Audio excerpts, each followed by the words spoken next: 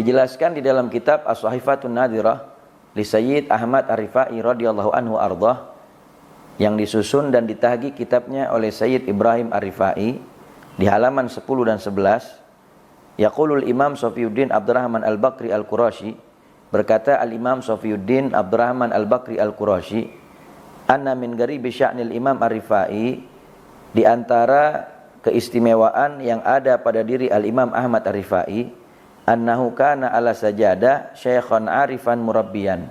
Adapun Al-Imam Ahmad Ar-Rifai, apabila beliau berada di atas sajadahnya, maka beliau adalah seorang guru yang bijaksana dan seorang pendidik terhadap muridnya.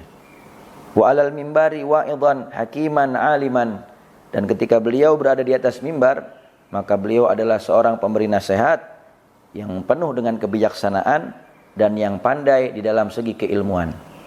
Wa fil khalawat maulaha khadiman, dan ketika beliau berada di dalam khalwatnya, pada saat beribadah mendekatkan diri kepada Allah Subhanahu wa taala Tuhannya, maka beliau laksana seorang pelayan yang patuh dan taat tunduk kepada tuannya. Wa baina ashabihi wa zuwarihi faqiran mutawaddian, dan ketika beliau sedang berkumpul bersama sahabat-sahabat dan para pengunjungnya, maka beliau adalah seorang yang lemah, seseorang yang penuh dengan ketawaduan di hadapan mereka. Wa al abna'i dunya mutarafian alian, dan ketika beliau berada di hadapan para pecinta dunia, maka beliau menampakkan kehaibahan, kewibawaannya di hadapan mereka. Wa kana mahiran fil ulum, beliau adalah orang yang terkenal dengan keilmuan yang sangat luas.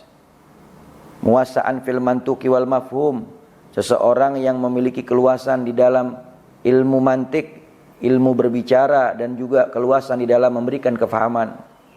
Bahirul ibarah azimul isyarah, seseorang yang luas di dalam ibarah dan juga seseorang yang begitu agung di dalam isyarahnya. Yuhibbul mu'minin, beliau adalah orang yang cinta kepada orang-orang beriman.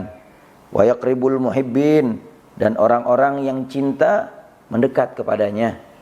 Wa yab'udul munafikin, sedangkan orang-orang yang munafik menjauhinya. Wa kana zahidan faridan, beliau adalah seseorang yang dikenal dengan kezuhutannya terhadap dunia, yang selalu senantiasa menyendiri. Mutaba'an qanunu syar'i, beliau juga orang yang selalu mengikuti aturan syariat Allah dan Rasulnya Nabi Muhammad. Hajiran li nafsihi wa dunya wa ahliha, orang yang dikenal yang mengasingkan dirinya dan juga membuat batas terhadap dunia dan seluruh pengikut-pengikut dan pecinta dunia. Dan daripada biografi Al-Imam Ahmad Ar-Rifai ini ada satu kisah yang sangat menarik sekali.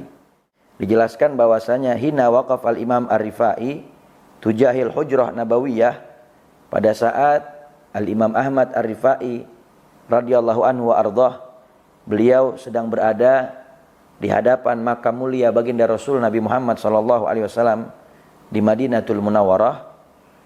Pada saat beliau berkunjung, lalu kemudian beliau berziarah ke makam baginda Rasul Nabi Muhammad.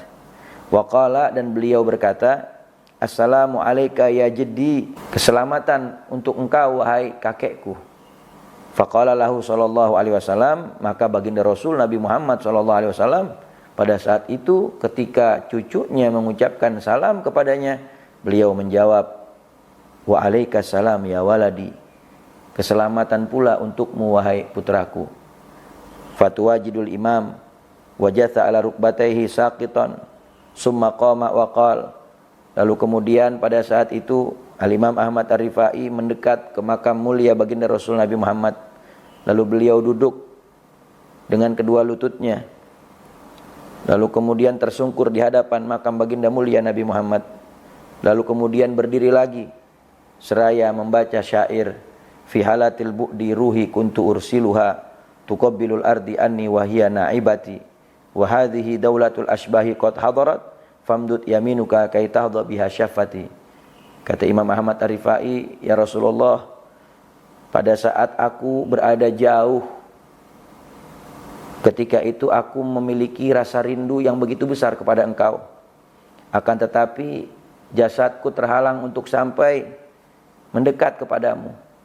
Dan ketika itu aku telah mengirim ruhku terlebih dulu untuk datang mendekat kepadamu ya Rasulullah. Dan sekarang Allah Subhanahu wa taala mengizinkan aku untuk berkunjung kepada engkau. Dan kerinduan ini sudah tidak terbendung lagi ya Rasulullah. Maka ulurkanlah tangan kanan muliamu agar aku bisa mengecupnya dengan bibirku. Ini adalah bait-bait syair yang dibacakan oleh Imam Ahmad Ar-Rifai di hadapan makam mulia baginda Rasul Nabi Muhammad pada zamannya saat itu. Dan setelah beliau membacakan syair ini di hadapan makam ataupun di hadapan kuburnya baginda Rasul Nabi Muhammad, fansyaqqa jidarul qabru syarif, maka tatkala beliau selesai membaca bait-bait syair tersebut, terbelahlah tembok-tembok kubur makam baginda Rasul Nabi Muhammad. Wa kharajat lahu yadul mugaddasa al-Muhammadiyah. Lalu kemudian keluar tangan kanan mulia baginda Rasul Nabi Muhammad sallallahu alaihi wasallam yang suci. Fagabbalaha wa nasu yanzurun. Lalu kemudian pada saat itu Al-Imam Ahmad Ar-Rifai segera mengambil tangan mulia baginda Rasul Nabi Muhammad, mendekat kepadanya, lalu kemudian mengecupnya berkali-kali. Dan pada saat itu terjadi, seluruh orang yang berkunjung dan berziarah ke makam baginda Rasul Nabi Muhammad pada zamannya Al-Imam Ahmad Ar-Rifai itu semua menyaksikan dan takjub dengan keistimewaan yang terjadi dan juga dengan salah satu daripada karamahnya Al-Imam Ahmad Ar-Rifai dan mukjizatnya baginda Rasul Nabi Muhammad sallallahu alaihi wasallam. Allahumma shalli wa sallim ala sayyidina Muhammad wa ala ali sayyidina Muhammad. Dari kisah yang kita dengarkan tadi menambah pelajaran untuk kita semua bahwasanya orang-orang yang memiliki kedekatan kepada baginda Rasul Nabi Muhammad sallallahu alaihi wasallam dengan menjalankan segala perintah Allah Subhanahu wa taala, menjauhi larangannya serta menghidupkan sunnah-sunnah baginda mulia Nabi Muhammad, memperbanyak bersalawat kepada Rasulullah sallallahu alaihi wasallam, bisa didekatkan oleh Allah Subhanahu wa taala di dunia sebelum di akhirat dan dikumpulkan bersama Rasulullah sallallahu alaihi wasallam nanti di sorga. Mudah-mudahan kita selalu senantiasa menjalankan perintah Allah, menjauhi larangannya, memperbanyak salawat kepada baginda Rasul Nabi Muhammad dan menghidupkan sunnah-sunnahnya agar Allah karuniakan kita bisa berjumpa dengan Rasulullah di dunia sekalipun hanya lewat mimpi dan bisa memandang wajah Rasulullah nanti di sorga, dikumpulkan bersamanya.